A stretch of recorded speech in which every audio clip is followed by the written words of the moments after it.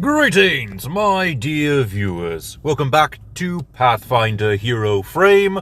We'll take a look at the ancestries within Pathfinder 2nd Edition to see what the lore can tell us about the characters we might be able to create for that ancestry. This is sort of the basic human fighter with a warrior background, but for any race. What is the most common class options or background options based off of the lore for that ancestry? And today we are taking a look at the Draconic Codex, one of the most recent releases for Pathfinder 2nd Edition, which has only one ancestry, a playable dragon race. Starfinder had one. We only had the Drakenblood heritage for a long time, but we finally have a playable dragon race. Well, that's not entirely true, because we're not a giant city-destroying terror. We're not even the Dragonborn from Dungeons & Dragons 5th edition. No. We got the Pseudodragon. I still find this kind of funny. I wanted a playable dragon ancestry, even if it was just a little humanoid dragon person like the Dragonborn in D&D, and we got it, but it's tiny. I basically got my wish, but it got corrupted in the funniest way possible. So let's go ahead and talk about the lore of the Dragonet, and then see what type of characters we might be able to create using their lore. To answer the question of what is the deal with the Dragonet, we have to go all the way back to the very beginning of Pathfinder's universe and talk about the draconic deities. We did this a little bit before when we were talking about what would happen if Draconians were in Pathfinder 2nd Edition. But I didn't tell the whole story, and there is a little bit more added in the Draconic Codex, so I want to go ahead and go over what is written. Starting things off with the very beginning of the universe, we have Sarshalatu, who was created from the Void, and then Opsu, who was created from the Chaos. He is known as the Wayfinder, to sort of bring you in line from where you're lost in the maelstrom of chaos. And Sarshalatu is the light in the darkness. Sarshalatu had gotten rather lonely in her creation of the universe, so she eventually sought out Apsu for companionship. And so the two became close. And then, of course, as history goes, they became mates and had a lot of children. There were eggs scattered throughout the universe, and the first to hatch was a dragon known as Dahak. Apsu took Dahak under his wing, and unfortunately, as they worked, Dahak felt the pressures of being the firstborn. The second to hatch was Brickori, known as the Runt, or the Wayward Sister. She was kind of ignored by her parents, so she just kind of went off to research the universe and all it had to offer. If I remember correctly, she got intrigued by something and is currently trying to figure out exactly what that is. I don't remember what it is that intrigued her. I just know that she decided to go and study it. Kind of cool. Now, Dark's breaking point. He finally crashed out from all the pressure and took one of the eggs of Apsu and Solasta, this egg housing a recently awakened dragon known as Otalaz, and smashed Otalaz's egg over his father's head, killing Otalaz before he could even hatch. Which is why Otalaz is known as the Unborn, or the One of All. His only image is that of a dragon fetus, which is kind of cool, a little creepy, and a certain group's worst nightmare. Next, of course, we have, like I said, Dahak just killed one of his siblings, broke the egg over his father's head, which is the whole reason why Apsu hates Dahak now, has forsaken him, wants him dead. Apsu and Dahak began fighting. One of Dahak's attacks on Apsu, his fiery breath weapon, ended up creating Pathfinder's hell. Which is crazy. It's a really neat creation story there. Sharshalatu, grieving over the destroyed egg of Otalaz, but still very protective of Dahak, sent Dahak away and told Apsu that all of creation needed a boogeyman, basically. So it is best not to kill Dahak, so that he can be an example of what not to do.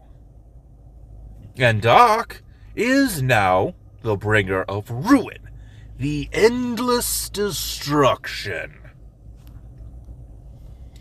Next is the surviving eggs.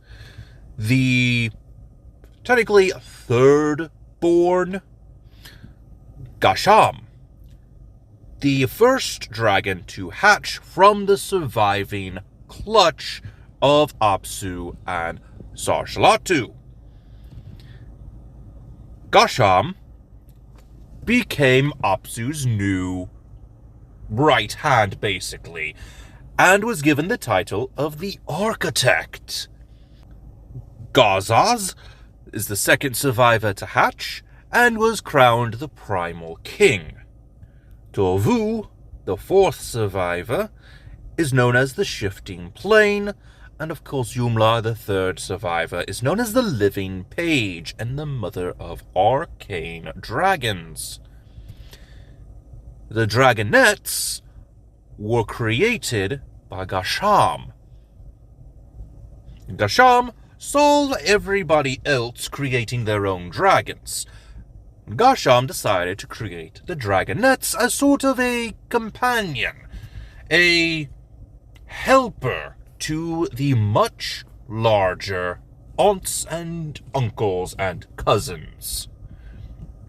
Dragonets are purposely made small to do what regular-sized dragons cannot do with their large size. Now, with that being said, let's go ahead and take a closer look at the Dragonets. Starting things off with our heritages, we have the Fey Dragonets, Homing Dragonets, House Dragonets. Actually, well, I forgot. Homing and House are not Dragonets, they are classified as Drakes. So we have Fey Dragonet, Homing Drake, House Drake, Pearl Dragonet, and Tidepool Dragonet. Now, something interesting about the House Drake is their ability. Their jaws count as a silver weapon, and they have a +1 circumstance bonus to damage fiends. That's kind of a weird note. I normally don't talk about these abilities, but that was a very weird detail, and I thought I would bring it up, as one of the backgrounds that I'll be covering is inspired specifically by this feature. So, what is with this?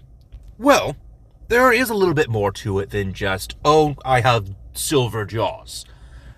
House Drakes actually have a small rivalry with another class of familiars, the Imp.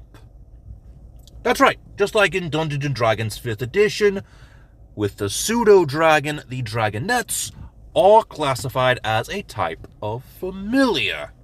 And the reason why the ancestry is here is because at a certain age, many Dragonets have a awakening of sorts.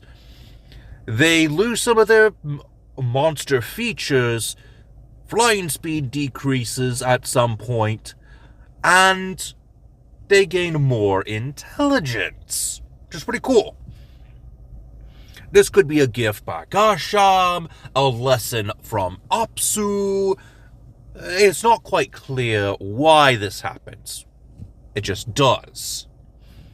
Anyway, next is our backgrounds. We have the Charlatan, Courier, Criminal, Hermit, Hunter, Nomad, Scavenger, Scholar, Street Urchin, and Tinker, which are recommended by Paizo themselves. Going over the backgrounds myself, I would recommend the following based off of what we just learned, not only from the main backstory, but from the job title that Dragonets have as a familiar to wizards. We have Arcane Revolutionary, Bibliophile, Deep Sea Diver, mostly going for the Tidepool Dragonet there, since they are eel-shaped Dragonets that live in the oceans. The Demon Slayer, this is for House Drakes. Dragon Scholar, Laborer, Library Dweller. Again, House Drake. They were in the academia for young wizards who were just learning how to use magic. Magical Misfit, Money Counter, Mystic Tutor, Necromancer's Apprentice. You're a familiar to a wizard after all, so it makes sense. Ocean Diver, Portal Scholar. Once again, going off of House Drake and how they have a rivalry with imps, but also to go off of the lore that Dahak was the progenitor of Pathfinder's hell. Respected Mentor, Spell Seeker, Student of Magic, Teacher, Tyrant Witness, Wishes for Riches. Now, for our classes, the Draconic Codex recommends the following: Druid, Investigator, Ranger, Rogue, Sorcerer, Swashbuckler, and Wizard. Now, let's go ahead and dive a little bit deeper into the lore of the Dragonet to see what subclasses might best fit a Dragonet character. Starting things off with the Alchemist. Nothing really to it, not many research fields to go over, so it's probably just going to be a basic character anyway, but the research field of the Chirurgeon would probably work well for something like the homing Dragonet, the homing Drake, or the, I want to say the Fey Dragonet, maybe even Pearl. Though Pearl's going to be a little more nuanced, and I'll go more into that a little bit later. Next is the Animist. More specifically, we're taking a look at the different apparitions, but the collective of Dragonets might take up the Crafter in the Vault to model themselves after their progenitor, Gasham, who is known as the Architect. But for other Dragonets, they might take up different apparitions. For example, the Fey Dragonet might take up the Monarch of the Fey Courts. The House Drake might take up Echo of Lost Moments, while Tide Pool might take up the Vanguard of Roaring Waters. Moving on to the Barbarian. For your instincts, I would recommend Animal, more specifically the Bat, Cat, Frog, and Snake. You know, other types of familiars that a wizard might take up. As well as the Dragon, for obvious reasons, and the Giant. Now, Dragonets technically have the ability to get access to a breath weapon, so it's not exactly going to be a good idea to go with a Dragon Instinct, but it would be funny to go with the Giant Instinct. Once again, going for the idea of you're tiny, but once you activate your Giant Instinct, you can become the size of a normal dragon, which is hilarious. Just slide through a crack in the door, and then grow to the size of a dragon when you are in the main chamber. What an intimidation tactic. Moving on to the Bard. For muses, I would say the Enigma and the Polymath are going to be your most common, though you don't have to restrict yourself to just those two. Those are the only ones that I could find that made the most sense here. Moving on to Cleric, we have a long list of deities to go over, but of course the primary deity for Dragonets is going to be their progenitor, Gasham, the Architect. But other deities might include Abadar, Adani, Besmara, Chaldira, Desna, Imbaral, Gozre, Irori, Kafu Shachi? The Laughing God, we'll just call him that. I don't know how that's supposed to be pronounced. Then it's the Lantern King, or the Laughing Lie. Next is Mazlude. Up next we have Obari, that sounds right. And finally, Raga Don, the Water Lord. Moving on to the Druid class. For Druidic orders, I would recommend going Flame, Storm, Untamed, or Leaf. Moving on to the Gunslinger, and yes, this is not going to be the most common class. I just thought that it would be something to take a look at. I highly doubt you'll have a lot of Dragonets that'll take up the Gunslinger class. I just thought that the Drifter and the Spell-Shot Ways fit rather well with the Fey Dragonet, or as a hilarious reference to the Americans' Second Amendment for the House Drake to have a right to bear arms. It is more of a joke than anything else. Are we good? Great. Let's move on to our next class, the Investigator. For methodologies, I would recommend Alchemical Sciences and Empiricism. Moving on to the Magus, the hybrid studies I would recommend are the Laughing Shadow and the Resurgent Maelstrom. Next is our Oracle class. For your mysteries, I would recommend Ash, Flame, Life, Lore, and Tempest. For the Rogue, I recommend the Rackets of the Avenger, the Eldritch Trickster, and the Thief. Moving on to our Sorcerer, the one you've probably all been waiting for. What are the best bloodlines for a Dragonet?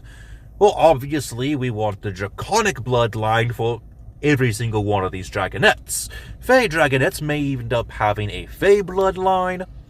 Most of them would probably have the Imperial bloodline. As a reference to Shadow Dragons, I would recommend the Shadow bloodline.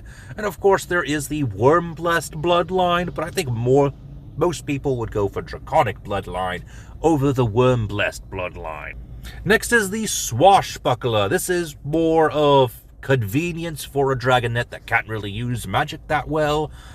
I would recommend the styles of the Battle Dancer. I don't know why I chose Battle Dancer. I just thought it would be something useful. But more often than not, I think that a Dragonet is going to end up choosing the fencing style. You know, the rapier is going to be the lightest thing they can hold. Probably even, say, a giant sewing needle to use as a rapier. Just fence with the giant sewing needle. Something like that. This one wasn't really thought out too well. But anyway, moving on to the Witch. For the patron themes, I recommend Paradox of Opposites, Ripple in the Deep, the Inscribed one as a reference to the wizard that summoned them in the first place, and the Whisper of Wings.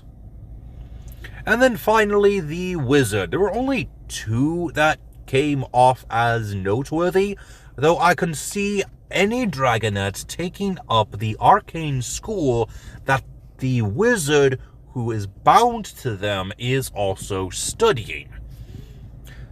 The 2 that I recommend, however, is going to be Civic Wizardry and Unified Magical Theory. What are your thoughts on the Dragonet? Let me know in the comment section down below. And what type of character would you create using this heritage? Using this ancestry. With that being said, that is all the time I have for today, and I hope to see you next time when I am online.